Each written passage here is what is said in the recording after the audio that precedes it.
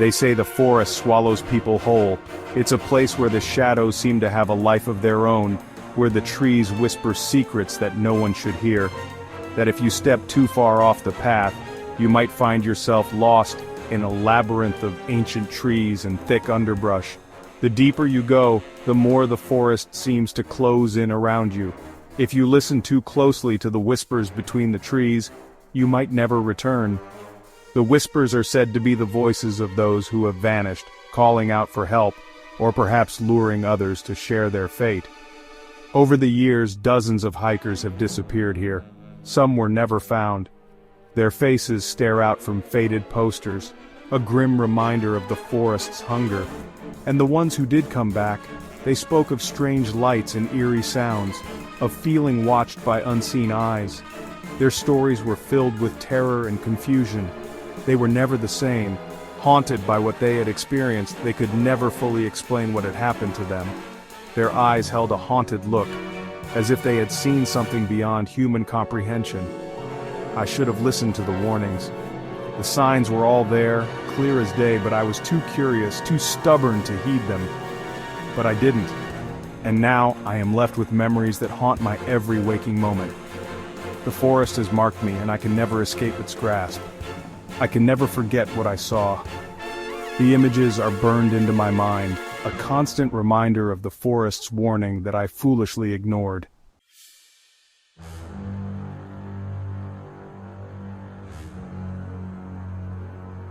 I was just looking for some peace and quiet, a weekend alone, away from everything. No phone, no distractions, just me in the wilderness. But that first night, something felt off.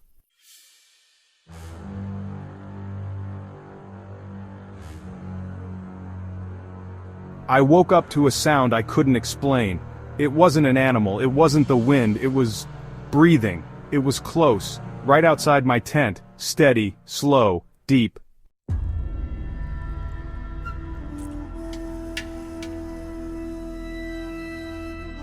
I held my breath. I told myself it was my imagination, that if I just stayed still, it would go away. And then just like that, it was gone.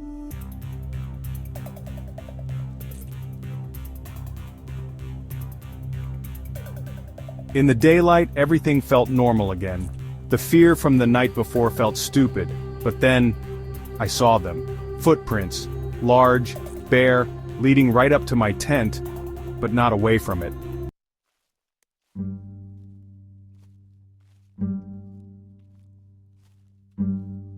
I should have left right then, packed up, gotten the hell out. But I didn't, because in the dirt, next to the footprints, was something else. A figure, a carving, like some kind of warning, or a mark. And that's when I realized I wasn't alone. The carving was intricate, almost ancient, with symbols I couldn't understand. It seemed to pulse with an eerie energy, drawing me closer despite my fear. I felt a chill run down my spine as I traced the lines with my fingers. The forest around me grew silent, as if holding its breath. I knew I should have turned back, but curiosity got the better of me. What did this carving mean? Who had left it here? And why? Questions swirled in my mind, but answers were elusive. I took a deep breath, steeling myself for whatever lay ahead. This was just the beginning of a mystery I was determined to unravel.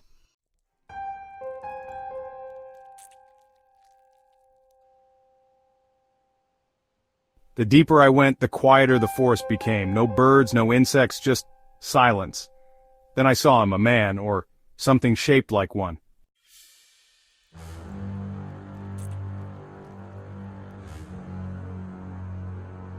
I called out.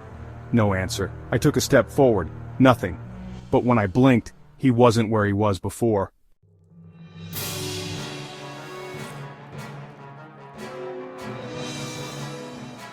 I ran. I ran so fast I didn't think about where I was going. My heart was pounding, my legs burning, and then I hit the ground hard. My ears were ringing, and when I looked up, he was gone.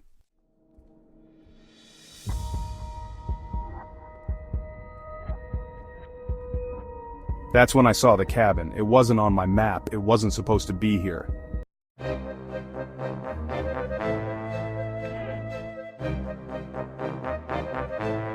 I stepped inside, and on the table was my backpack. But I left it at my camp, I know I did. I turned around, and everything went black.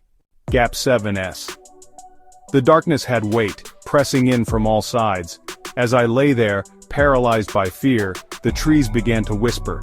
It started as a faint rustling, like leaves caught in a gentle breeze. But it grew louder, more insistent, as if the forest itself was trying to communicate. The whispers were unintelligible at first, a cacophony of sounds that made no sense. But then, amidst the noise, I could make out words, fragmented phrases that sent chills down my spine. Leave! Never! Return! I tried to move, to escape the voices that seemed to come from everywhere and nowhere. But my body refused to obey, rooted to the spot by an unseen force. The air grew colder, the whispers more urgent, more demanding.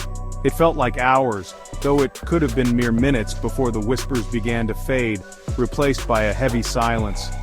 The kind of silence that feels alive, pregnant with unspoken threats. I knew then, with a clarity that cut through the fog of fear, that the forest was alive. It had a will, a consciousness, and it didn't want me there. The trees were not just trees, they were sentinels, guardians of an ancient secret. As I finally managed to stand, my legs trembling, I knew I had to get out. But the forest had other plans. The path I had taken was gone, swallowed by the undergrowth. Every direction looked the same, a maze of shadows and whispers. I was trapped, ensnared by the whispering trees, and I knew deep down that they would not let me go so easily. The forest had claimed me, and it was only a matter of time before it took what it wanted. Gap 7S. As I stumbled through the dense undergrowth, disoriented and desperate, I came upon a clearing. It was an old campsite, long abandoned. The remnants of past campers lay scattered around, telling a silent, chilling story. Tattered tents, their fabric torn and weathered, flapped weakly in the cold breeze. Rusted cooking utensils lay strewn about, covered in a thin layer of moss. A forgotten campfire pit filled with ashes and charred wood stood at the center, a stark reminder of warmth that had long since faded. There were personal items too, a child's toy, a journal with pages missing, a pair of glasses cracked and covered in dirt. Each object seemed to whisper tales of those who had been here before, of lives interrupted.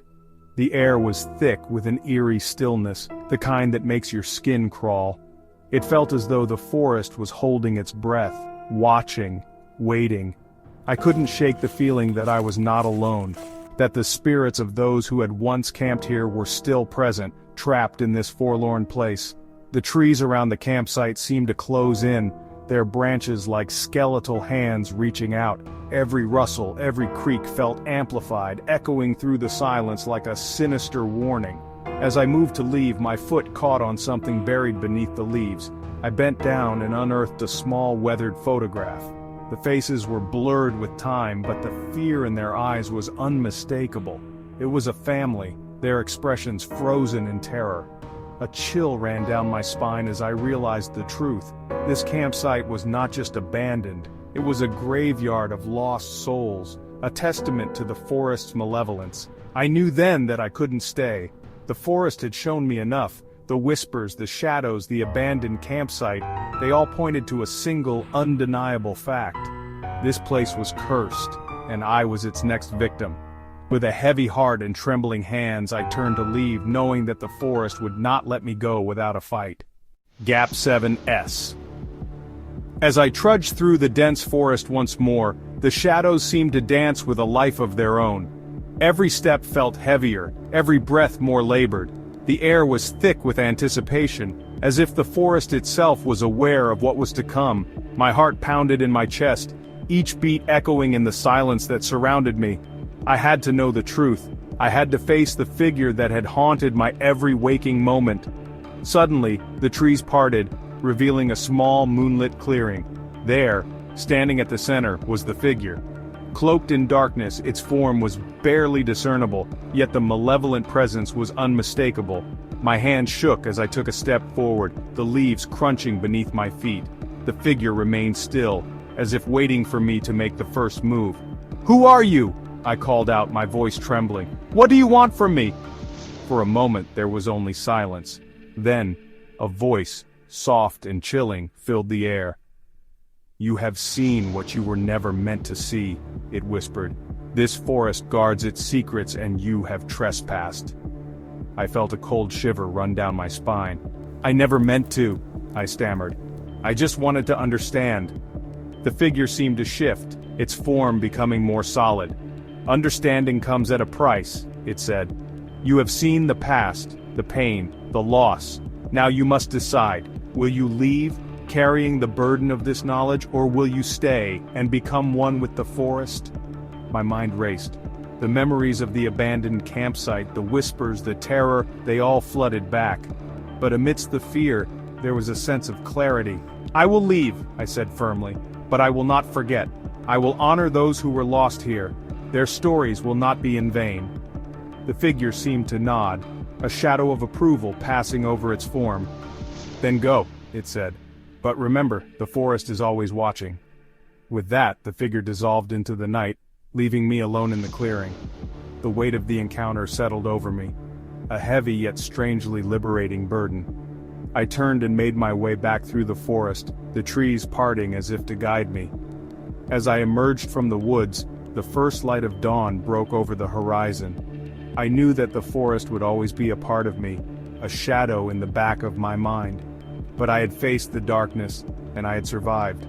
The mystery was resolved, but the journey was far from over. I would carry the stories of the lost souls with me, a testament to the forest's enigmatic power. The forest had given me a choice, and I had chosen to live.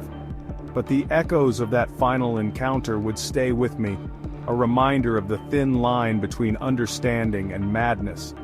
As I walked away, I felt a strange sense of peace. The forest's secrets were no longer a burden, but a part of my story, and I knew that, whatever came next, I was ready to face it.